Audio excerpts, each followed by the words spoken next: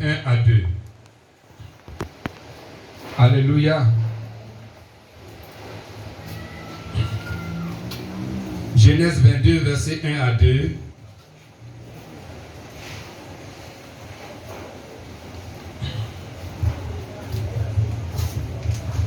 Genèse 22, verset 1 à 2. Après ces choses, Dieu mit Abraham à l'épreuve et lui dit, Abraham. Et il répondit, mais voici.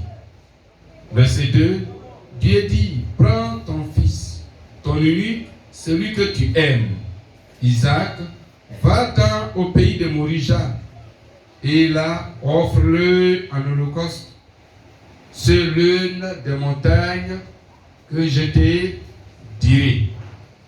Amen. Soyez bénis. Soyez bénis.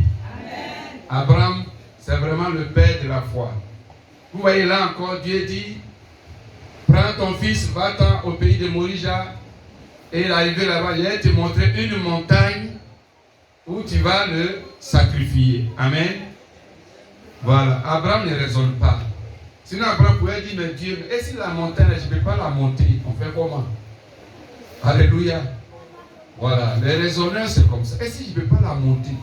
Bon, il faut me la montrer d'abord, et puis je vais voir si je peux la monter, et puis je vais y aller. Ça c'est comme ça, les hommes raisonnent. Et ils ne raisonnent pas de cette manière. Mais il faut obéir. Alléluia. Alléluia. Amen. Ce qui nous concerne ce matin, c'est que faire pour que Dieu se pouvoir lui-même dans ta vie. Que faire pour que Dieu se pouvoir lui-même dans ta vie. Amen. Qu'est-ce que tu vas faire? Que dois-tu faire pour que Dieu se pouvoir? Parce que Dieu ne peut pas se pouvoir au hasard dans ta vie. Amen. Tout le monde a des problèmes. Mais Dieu se pouvoir lui-même. Alors, au besoin de ceux certainement qui font quelque chose avec Dieu. Et ce matin, c'est ce que nous allons voir. Dans ce texte, écoutez bien, Dieu dit à Abraham que prends ton unique, ton fils, celui que tu aimes, et il dit bien Isaac, et va-t'en au pays de Morija, et là-bas tu vas le sacrifier. Alléluia. Ce matin, nous allons voir ce que nous devons faire. Que faire pour que Dieu se pouvoir lui-même. Donc, ce qui veut dire que il ne faut pas dire que oui, comme le thème de cette année, c'est Dieu se pouvoira. Donc, alors, Dieu va se pouvoir seulement. Non, ce n'est pas de la folie. Alléluia. Ouvrez les yeux, s'il vous plaît. Si les ventilateurs vous font dormir, je vais les arrêter. Là, vous allez transpirer et vous allez vous souffler. Voilà. Comme ça, vous êtes éveillé. Donc, coordinateur, il faut surveiller. Si ça dort, tu arrêtes les ventilateurs. Si ça dort, voilà, il faut bien surveiller. Il sait que dans la chaleur, il n'y a pas de sommeil. Amen.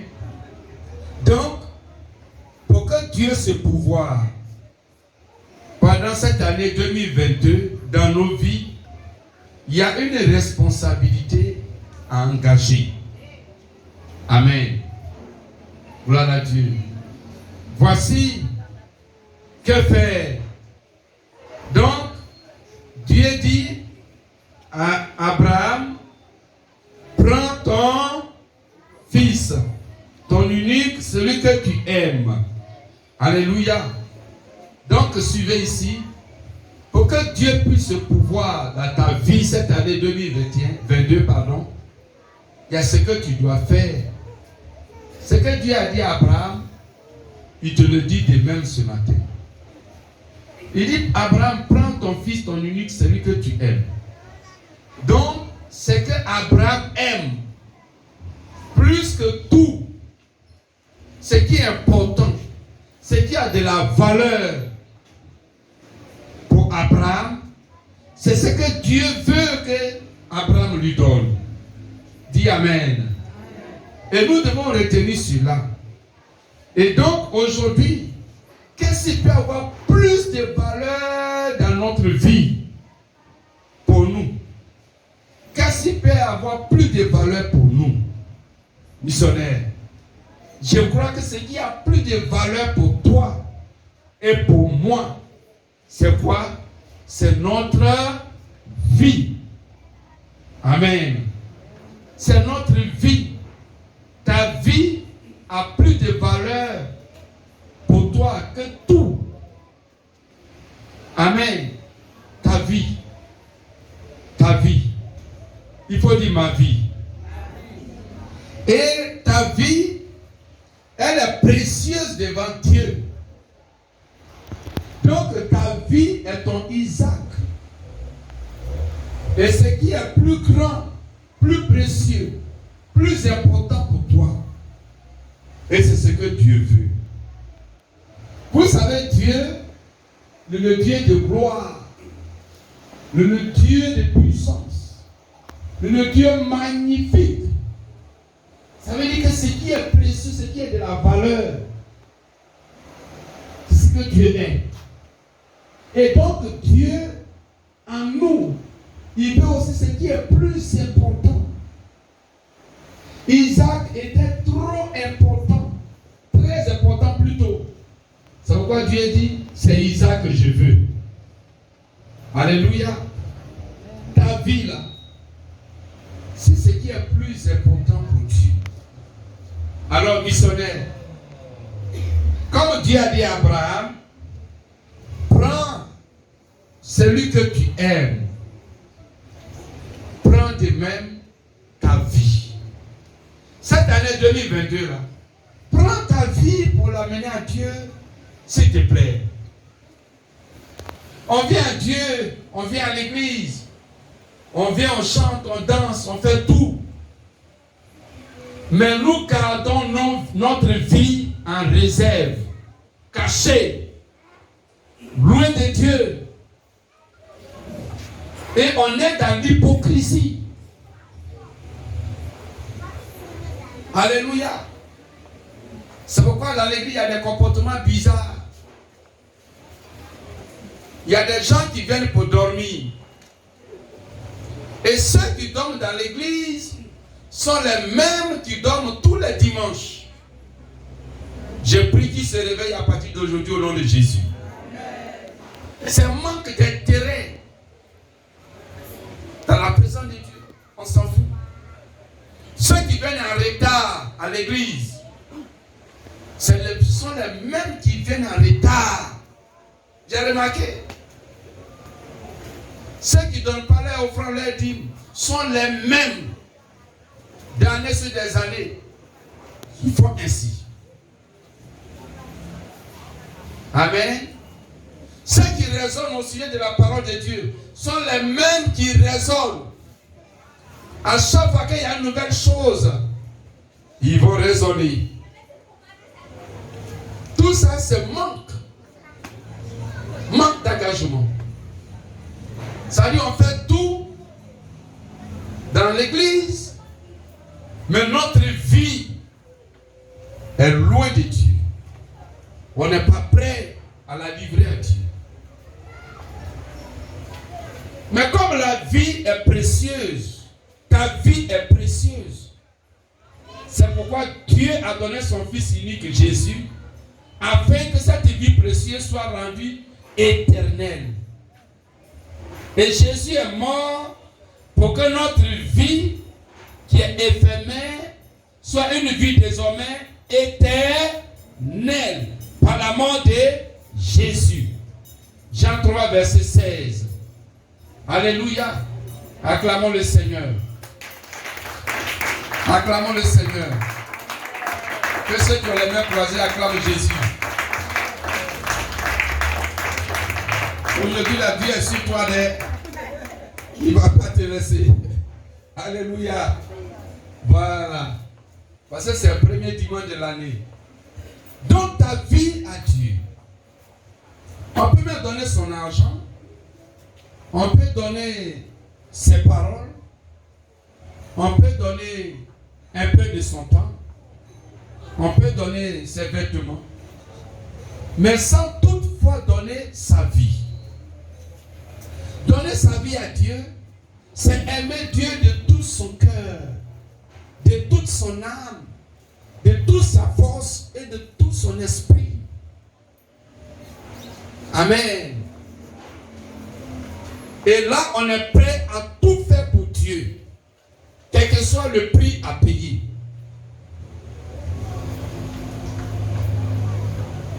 Gloire à Dieu. Donc, missionnaire, prends en main ta vie pour Dieu. Prends en main ta vie. Il dit, prends ton Isaac. Prends ta vie en main. Il y a des gens, même leur propre vie ne leur dit rien. Dis amen. Non? C'est comment. Pour eux, ils existent. Donc, c'est fini. Mais ta vie est précieuse. C'est pour ta vie que Jésus est mort à la croix pour la sauver. Afin que ta vie soit rendue éternelle. Ça veut dire que ce soit une vie qui ne meurt pas. Mais une vie qui demeure ici-bas sur la terre et dans le ciel et pour toujours. Donne ta vie cette année-là. Donne ta vie. Donne ta vie. Donne ton âme.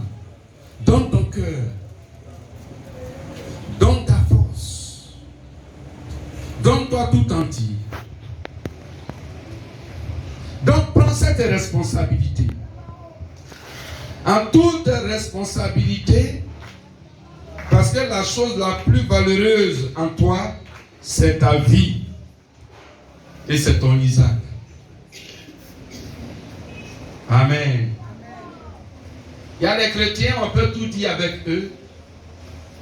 Mais quand on entre dans leur vie par rapport à la parole de Dieu, ils trouvent que ça lui est privé. Ça, c'est ma vie privée, attention. C'est ta vie de péché, ouais.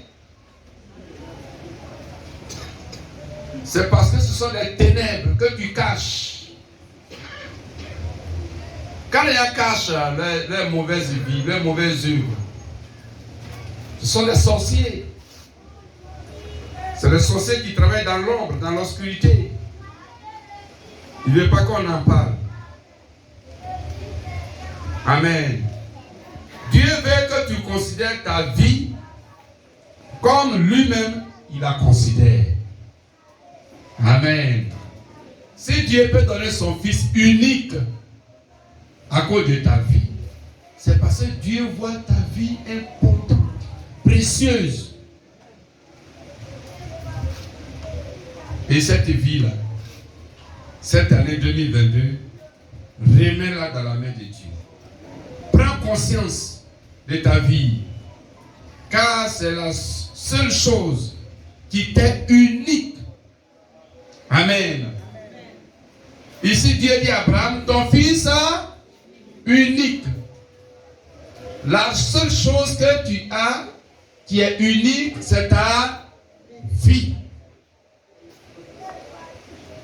Aujourd'hui, on considère l'argent plus que sa vie. L'argent qui va, qui vient, qui va, qui vient. On peut remplacer l'argent. Mais est-ce qu'on peut remplacer la vie? Est-ce qu'il y a vie secours? Qui a vie secours ici? Il va me prêter son secours. Il n'y a pas vie secours. La vie est unique. Si tu l'as bradé, c'est fini pour toi. Alléluia. C'est pourquoi cette vie, il faut la confier à Dieu pour qu'elle soit éternelle. De telle sorte que tu vis heureux sur la terre et tu vis heureux auprès de Dieu d'éternité en éternité. Ouvrez les yeux, Hortense. Regarde ici. Amen. 2022, Dieu se pourvoira lui-même. Pour ceux qui lui ont donné sa vie, qui ont pris leur vie comme Abraham a pris Isaac, pour aller dans la présence de Dieu. Prends ta vie, conduis-la dans la présence de Dieu.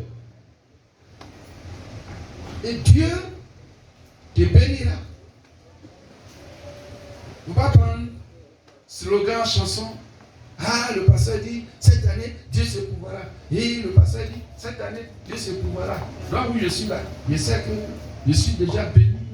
Et cette année, ma vie va changer. Oui, c'est bien dansé, c'est bien dit.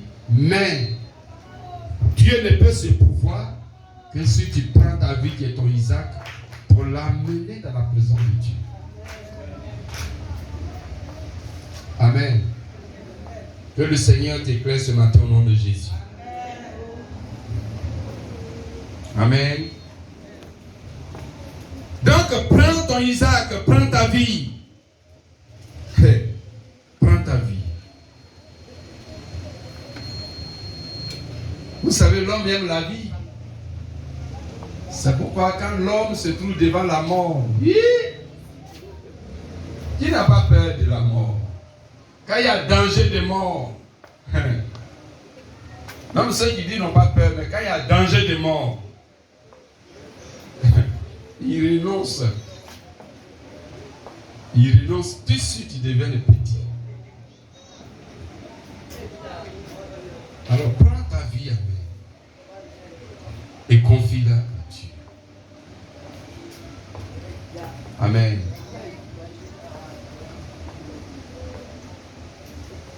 Jésus a dit, ceux qui cachent leur vie, donc ceux qui voudront sauver leur vie, c'est-à-dire ils la cachent, ils la mettent loin de Dieu. Jésus a dit, ils la perdront. Ceux qui voudront sauver leur vie, la perdront. Ici, sauver veut dire quoi? Cacher pour ne pas la donner à Dieu. Ceux-là, ils vont la perdre. Et ils n'auront rien. Soyez bénis. Dans le même passage, verset 2, il dit, donc nous reprenons le verset 2, Dieu dit, prends ton fils, ton unique, celui que tu aimes, Isaac. Il dit, va-t'en au pays de Morija. Et là, offre-le en holocauste sur l'une des montagnes que je te dirai. Acclame le Seigneur.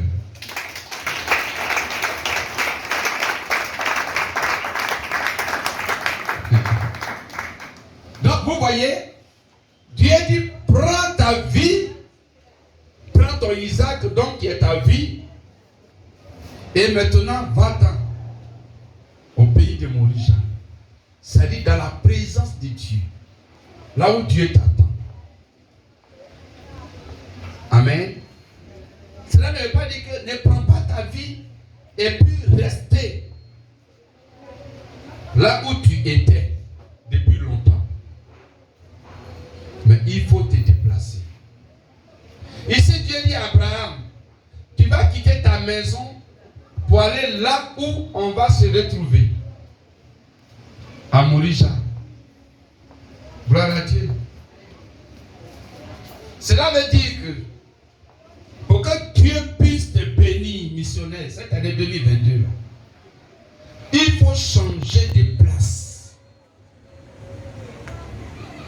La position naturelle, Abraham, ta maison naturelle, là où tu es avec Isaac, là où tu dors avec Isaac, là où tu manges avec Isaac, là où tu fais tout avec Isaac, ça c'est chez toi. Mais prends-le, il faut l'amener chez moi.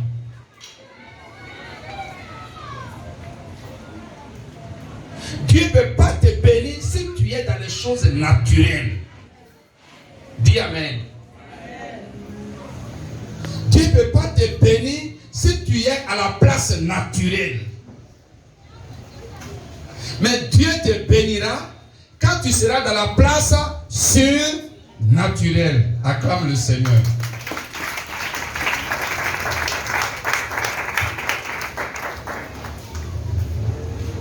Dans le lieu naturel se trouve la vie. Non. Se trouve la vie. Dans le lieu naturel se trouve la vie naturelle. Alléluia. Dans le lieu naturel, dans le lieu humain, se trouve la vie naturelle. Gloire à Dieu. C'est le lieu où se pratique le péché. C'est le lieu de la vie de possession démoniaque. C'est le lieu des liens de malédiction. Le lieu des jougs démoniaques. Quand tu es dans cette position naturelle, Dieu ne peut pas te bénir.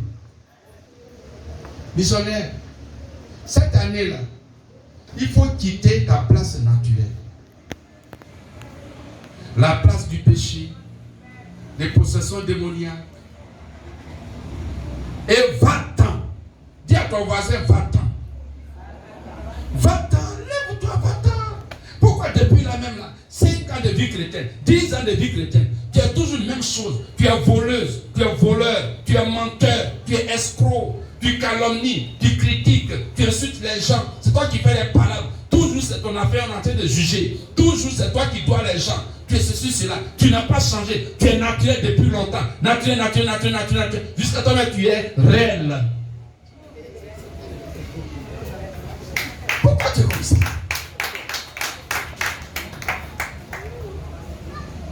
Pourquoi tu es comme ça? Et avec ça, tu veux que Dieu te bénisse. Abraham, va-t'en. Va-t'en. On veut rester dans notre naturel confortable, comme on a été même dans le monde, être fumeur de drogue, de cigarettes. Et puis, on prie, j'ai une prière, et puis Dieu n'est qu'à nous bénir. Hey! Tu vas gêner, prier, tu vas rien voir. Quitte cette place, va-t'en.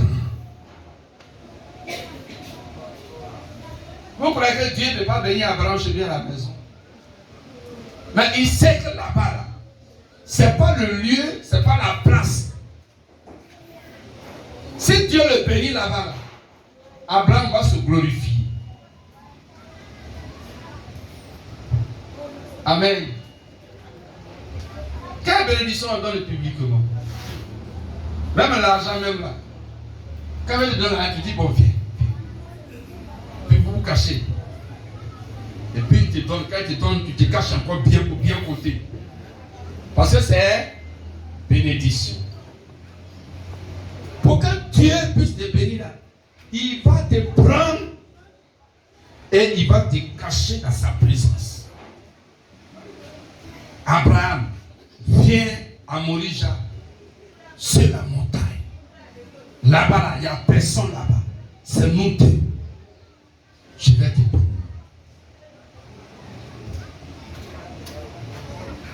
Alléluia. Toi-même, revois ta vie. Revois ta vie. Tu es toujours à la même place. Tu es toujours dans la même chose. Tu es toujours possédé. C'est toi toujours en fait ta délivrance. C'est toi qui gênes toujours pour te repentir. C'est toi qui es ceci, cela. Toujours dans l'intérieur, dans la colère violente. Toujours en train de parler les gens dans ta vie. Lui, là, entre lui et moi, c'est fini.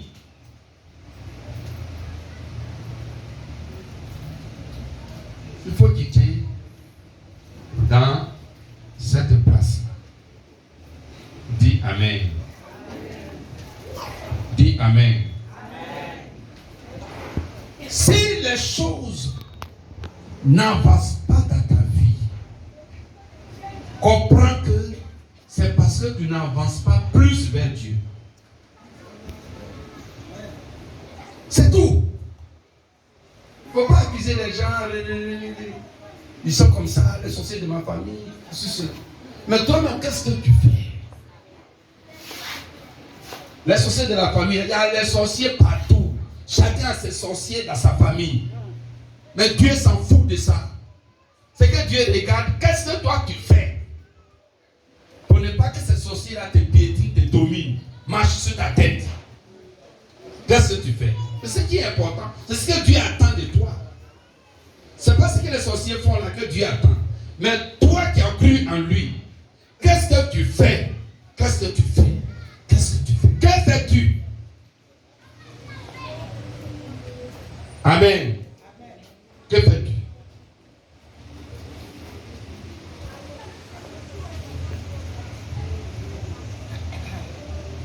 Il est temps d'aller au pays de Dieu par la repentance. Alléluia. Sincère. Il y a la repentance hypocrite. Ou même on peut pleurer. C'est là ici. Ou on peut pleurer. Ou même on peut confesser. On peut se jeter dans la poussière. Hein?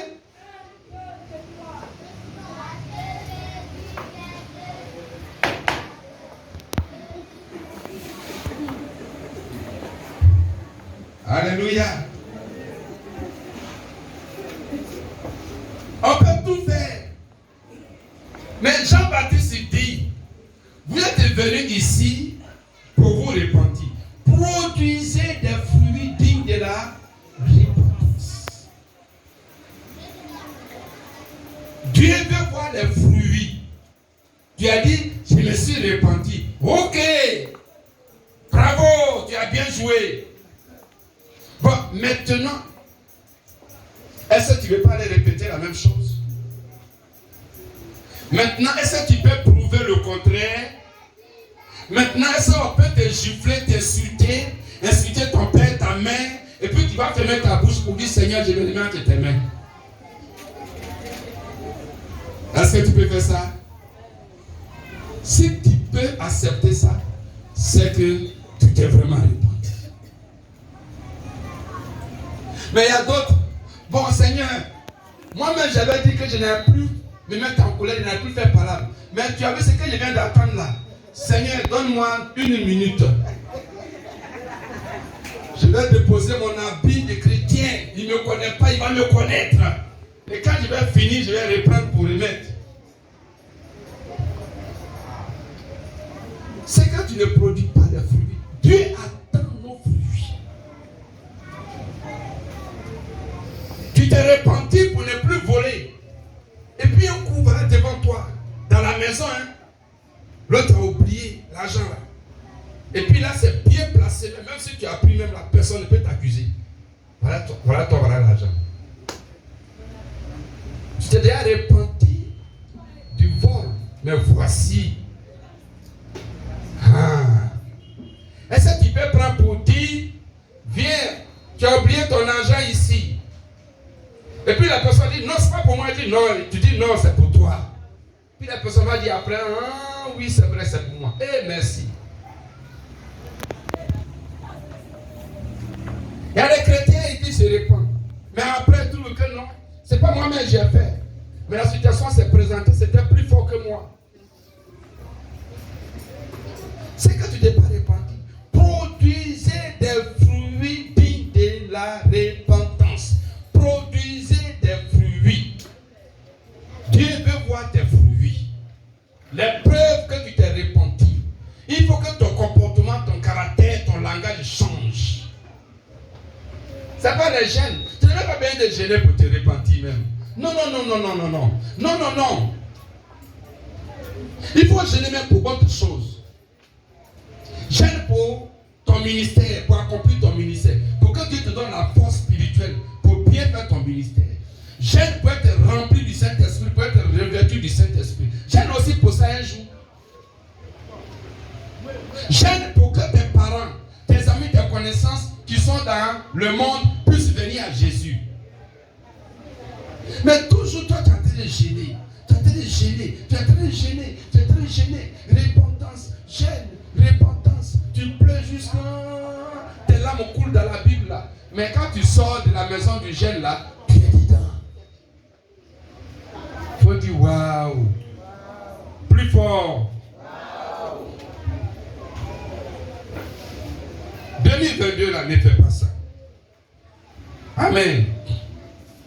Amen. Et il faut te dénoncer les œuvres mauvaises de ta vie. Amen. Il faut dénoncer les mauvaises choses que tu fais dans le secret profond. Personne ne sait. Même ceux qui vivent avec toi pendant 10 ans, 20 ans, 30 ans ne savent même pas que tu es un sorcier même. Tu fais les mauvaises choses. Et tu caches ça à tout le monde. Hein? Mais tant que tu n'as pas dévoilé ça, ça va rester. Les drogués ne confessaient jamais. Le jour où il a reconnu qu'il se drogue, c'est que ce jour-là, il a abandonné la drogue. Les sorciers ne reconnaissent jamais. Même si on l'a pris en flagrant délit, on a mis Gopo dans ses yeux même sont fermés, puis il est comme ça, la tête attonnée. Il dit, lui, il n'est pas sorcier. Et ils ont pris son corps pour aller faire sorcellerie.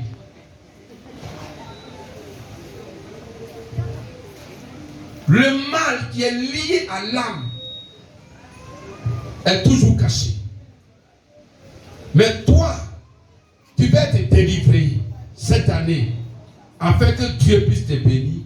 Il faut, s'il te plaît, dénoncer ça. Gloire à Dieu. On donne le sujet de prière. Pasteur, prie pour moi, pour que Dieu me bénisse. Pasteur, prie pour moi, pour que Dieu me fasse ceci. Pasteur, prie pour moi. Mais personne n'est jamais venu pour dire, pasteur, voici ma vie secrète. Je suis venu me confier à Dieu par toi. Aide-moi, pasteur, pour que je puisse laisser vraiment ce péché-là. Ça me fatigue. J'ai tout fait, mais je n'arrive pas. Aide-moi. Jamais. Jamais. Même si on soupçonnait, il va nier sur tous les toits. Que tu sois dévoilé ce matin au nom de Jésus. Alléluia. Il faut quitter. Il faut quitter. Comme Bartimée. Bartimée était assis au bord du chemin. N'est-ce pas? Il était assis au bord du chemin. Mais quand il a vu Jésus, qu'est-ce qui s'est passé? Qu'est-ce qu'il a fait, Bartimée? Quand il a vu Jésus, non, il n'a pas crié seulement. Avant de crier, qu'est-ce qu'il a fait? Avant d'enlever le manteau, qu'est-ce qu'il a fait? Il s'est levé d'un bond, acclamant Jésus. Quand vous lisez la Bible, considérez tous les mots. Quand Bartimée a vu Jésus, là où il était assis au bord du chemin en train de mendier, quand il a su que Jésus passait, il s'est levé d'abord d'un bond. Il a quitté sa place. Et c'est en partant vers Jésus qu'il criait maintenant, Fils de David, aie pitié de moi. Tu veux que Dieu te bénisse cette année? Il faut quitter cette place-là. Cette place-là, de mauvais caractère, de mauvais comportement. D'injures des gens. Tu divises les gens, tu salis les gens. Toi, tu ne parles jamais bien de quelqu'un. Toi, chrétien, tout le monde est mauvais, tout le monde est maudit pour toi. C'est toi ce qui est bien. Mais tu n'es pas bon. Pourquoi tu es comme ça? C'est toi qui prophétises à l'église, c'est toi qui parles en langue. Ta prophétie et ton parler en langue sont vaincus ce matin au nom de Jésus. Amen. Si tu meurs dans ça, Jésus te dira, je ne t'ai jamais connu.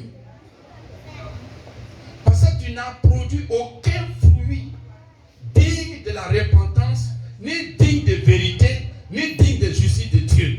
Dieu ne te connaît pas. Pour que Dieu se pouvoir. Alors, change de place. Change de place. Bartimée, s'il restait à sa place, pour dire, Jésus, fils de David, aie pitié de moi. Qu'est-ce que les gens allaient penser? Répondez-moi. Qu'est-ce que les gens allaient penser? Quelqu'un peut me répondre? Qu'est-ce que les gens allaient penser? Ça, il a assis à sa place de mendiant. Et puis il dit, fils de David, aie pitié de moi. Qu'est-ce que les gens allaient penser? Oui?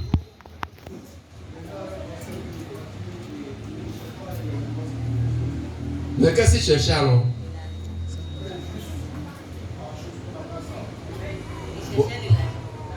Ils cherchaient l'argent. Ils allaient penser que Bartimée est en train de mendier Jésus. Acclamons le Seigneur. Les gens ont dit, ah, donc lui là même là. Donc Jésus est venu passer là. Donc il a train de le raqueter aussi. Il veut qu'il mette de l'argent dans son assiette. Donc qu'est-ce que Bartimée fait? Il quitte la place de mendicité.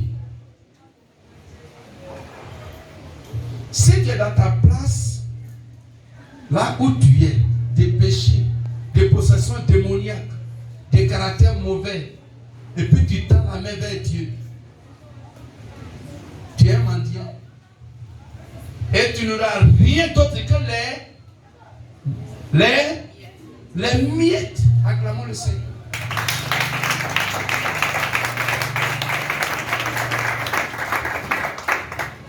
Un chrétien qui est dans le péché, qui est dans sa vie naturelle, n'évolue pas. Tu ne veux pas évoluer. Parce que c'est Dieu qui bénit. Même si on te remet des millions pour faire des affaires, ça ne va rien donner rien. Parce que sans Dieu, c'est la vanité des vanités sans Dieu. On peut te prendre, te déposer en Europe, tu ne vas rien devenir là-bas. On peut te prendre, te déposer aux États-Unis, tu ne vas rien devenir là-bas. Cherchez la présence de Dieu. Abraham prend Isaac, vient à Morija. Acclamons le Seigneur.